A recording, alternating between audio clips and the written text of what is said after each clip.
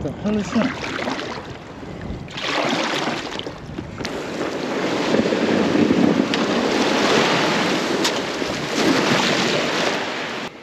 Oh, it's unbelievable. That's the second one I've lost now.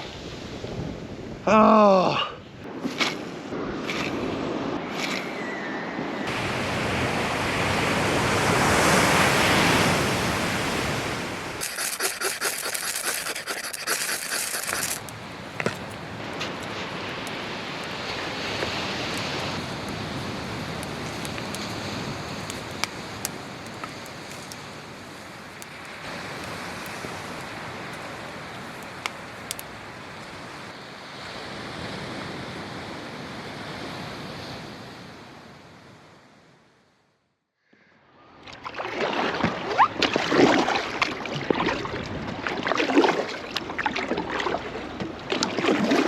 How stunning is this?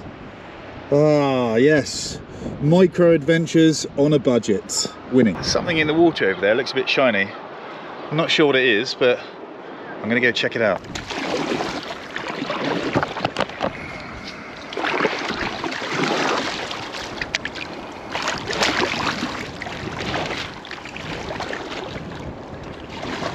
What the hell is that?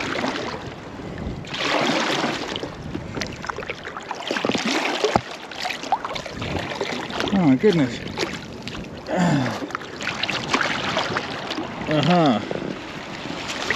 Nothing too exciting. An old helium balloon, but it is plastic, so I guess always clean out the ocean whenever you have the opportunity. And yeah, we'll take that back with us. Well, there you go, if nothing else, we have a good deed done for the day. Well, I'm going to keep heading west, see if we can find somewhere sheltered. The clarity in the water doesn't look particularly great right now. Maybe there's like 3 meters visibility, but the tide's flooding. So I imagine when the tide slacks off later, just after high tide, the visibility will improve. And well, that's what I'm hoping for. So in the meantime, I might go get set up a rod, start chucking some lures in, see if we can find a bass on the rod. Then when it clears up later, if we haven't got anything, we'll go in and have a look.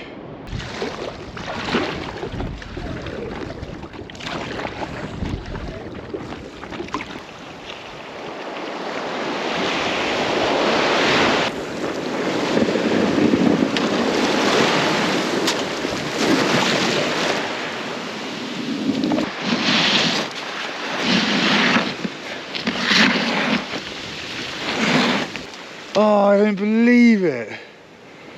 Oh, it's unbelievable. That's the second one I've lost now. Oh, I was just trying to land the kayak and all of a sudden a big swell just came out of nowhere, spun me. I was trying to regain control and I just hit the forward button on the drone controller, managed to somehow get onto shore without stacking, and then I turn around and the drone is gone. Oh, damn it. We're now officially full of water as well, which is not ideal. Ay.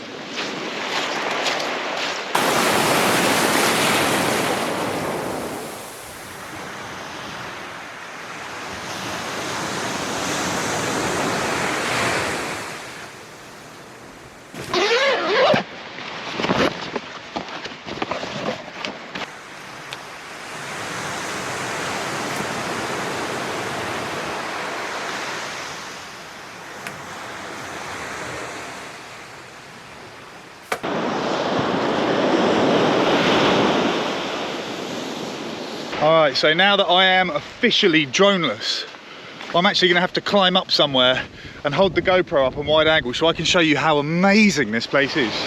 It is amazing. I'm gutted I've lost the drone. That's a Mavic 2 Pro. That's a really good drone. Oh, and someone gifted that to me as well, so I feel even worse. Oh, God. And this video is probably going to get about 20,000 views. And do you know what it needs? Do you know how many views we need to buy another drone? About 1 million.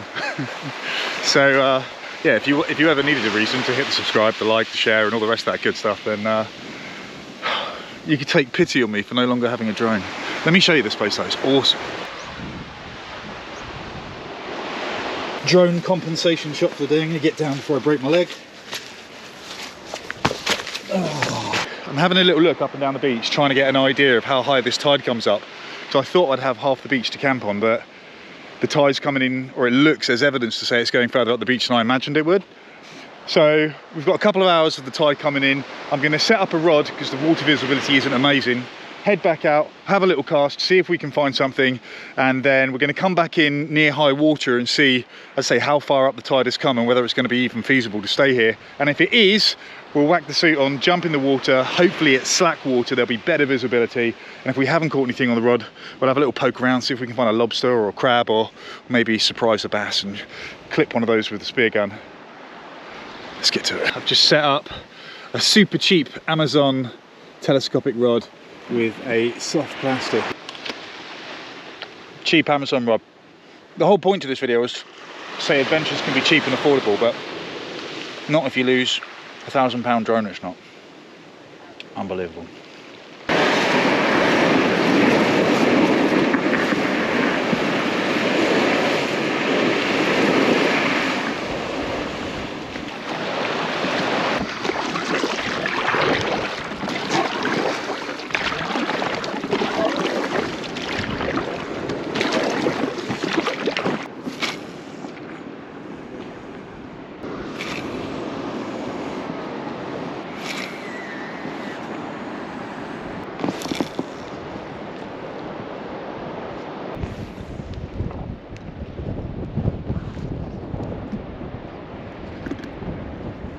Let's go for a paddle.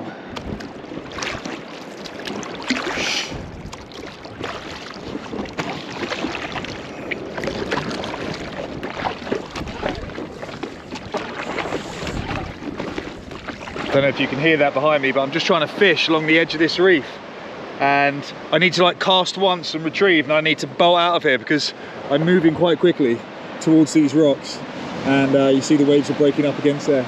That would be no fun, and it's actually getting a bit shallow here, so just paddle back out.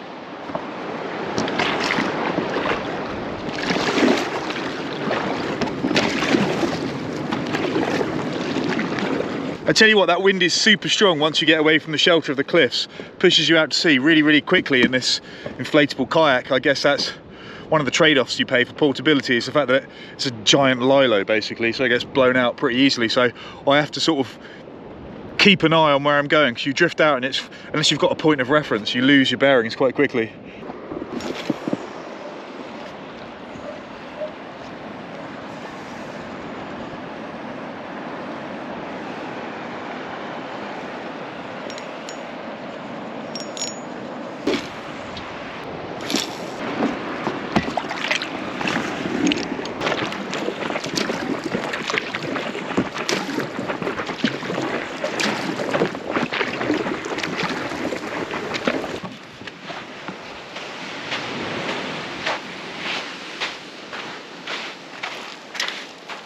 Alright, it's 3:30 in the afternoon, and that means it is officially high tide.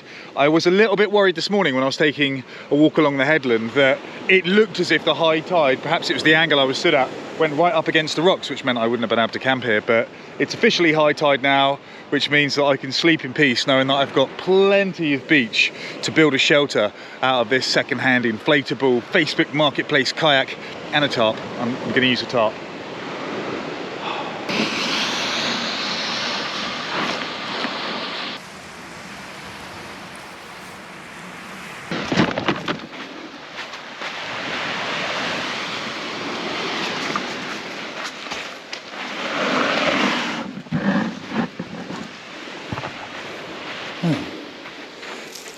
Nice and level.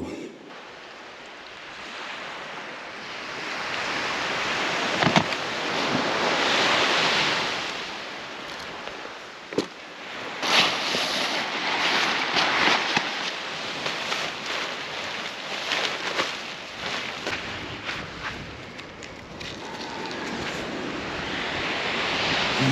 could we use you for? Let's figure it out.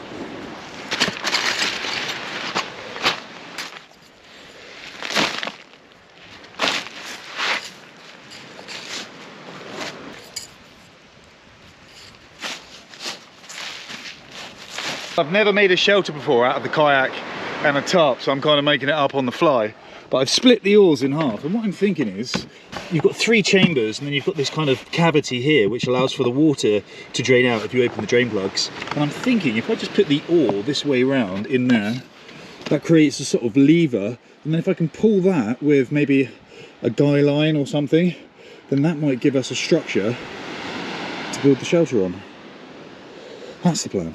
The old faithful paracord. Right.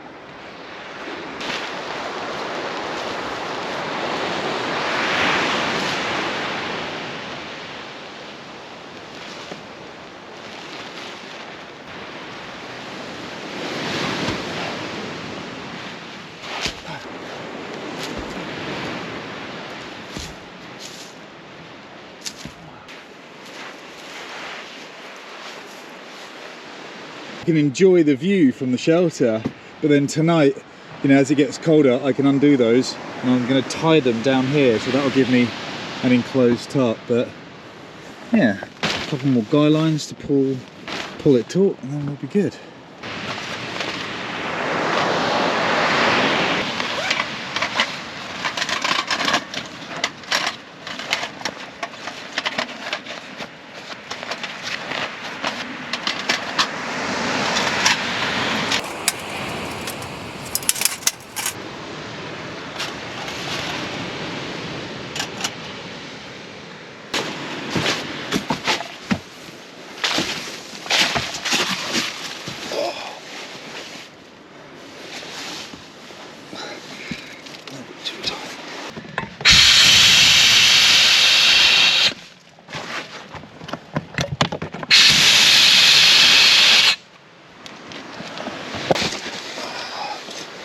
That's better.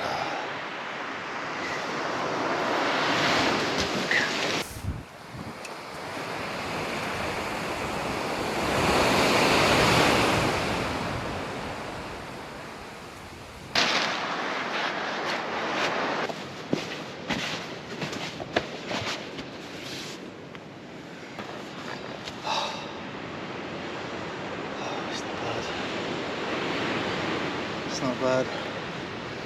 That almost makes up for not catching a fish.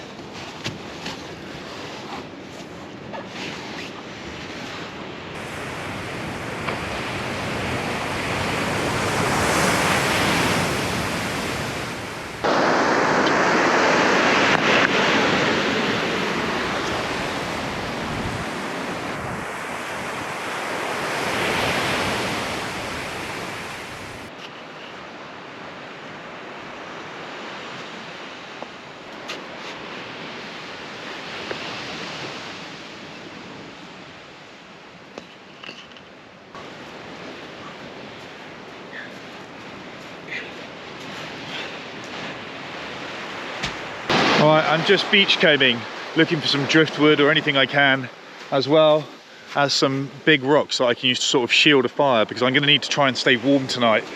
The temperatures are actually expected to drop down to close to 0, despite how amazing the weather is right now. It is the beginning of April, so it feels like summer during the day, but it's definitely going to feel like winter this evening. So I'm going to need to try and stay warm. So I'm probably going to have to try and get a fire going all night. But then how close can I have a fire to an inflatable kayak while staying warm but not melting the kayak, right? So that's going to be a bit of a juggling act. I have no idea. I've never done it before. But hopefully that goes a little better than the rest of the day, because so far I've caught no fish. I've lost my drone, and the swell got quite big so that I couldn't really get out. I was trapped in this cove, although it looks like it's calming down a bit now. This could be the sensible moment where I make a run for it, but I'm committed. I built a shelter now, I'm committed. Right. Oh, you'll do. That'll keep me warm for about 6 minutes.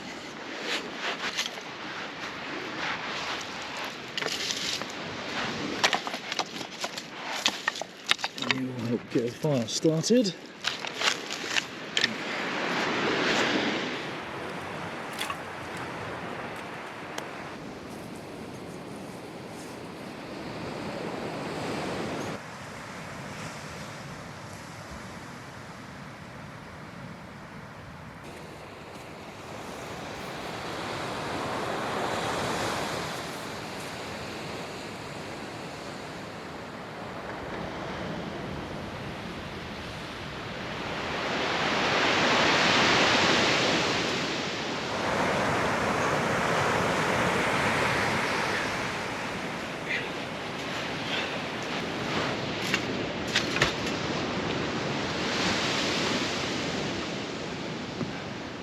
So I'm building a little stone heat shield here to hopefully deflect more of that heat back towards me, but at the same time I'm building another shield just in front of the walls of the kayak so it doesn't melt, and then so I need to keep this pulled back so that doesn't melt or catch fire either. But it's going to be a juggling act. I don't want it too far away that I don't feel the warmth, but I don't want it too close that I melt everything or catch fire.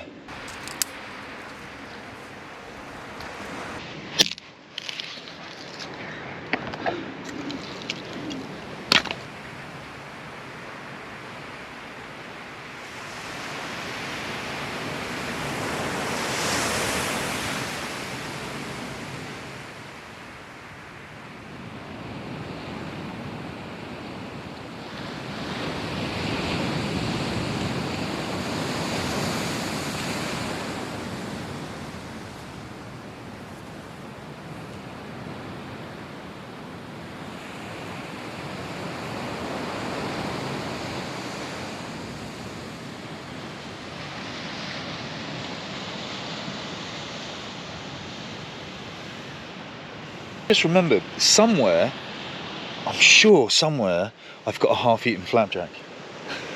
Not the most glamorous meal in the world to go with this setting. What I really should have is a lobster and a beer, but a half-eaten petrol station flapjack will have to be a second best. I have no idea where I put it though. I'm sure I don't.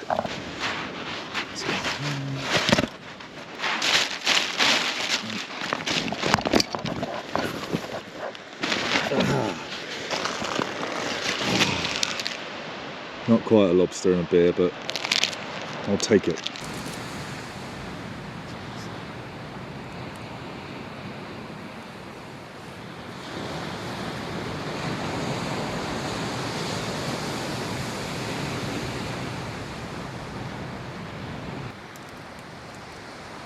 I'm really trying not to rush it. Just chewing it and chewing it and chewing it, knowing this is the only thing I've got to eat. I was certain I was going to catch a fish.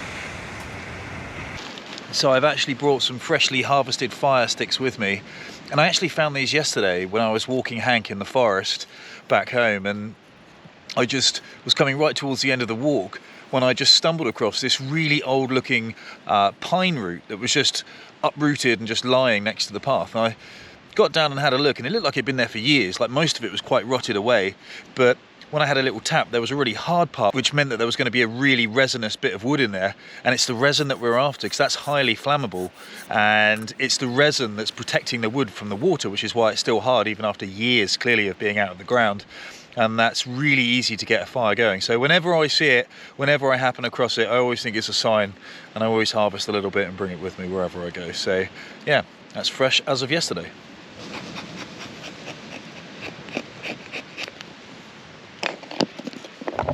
And just create that little curled ball, and that's really easy to get started with just a spark.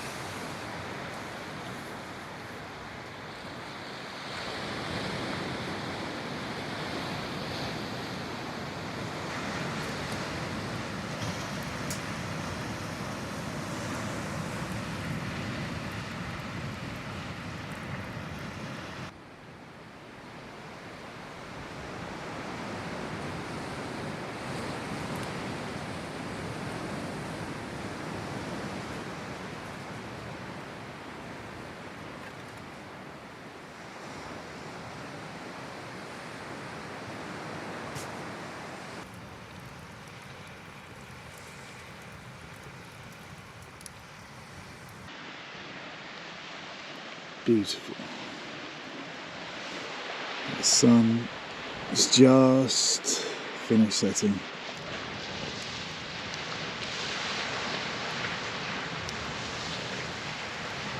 So that is not the worst way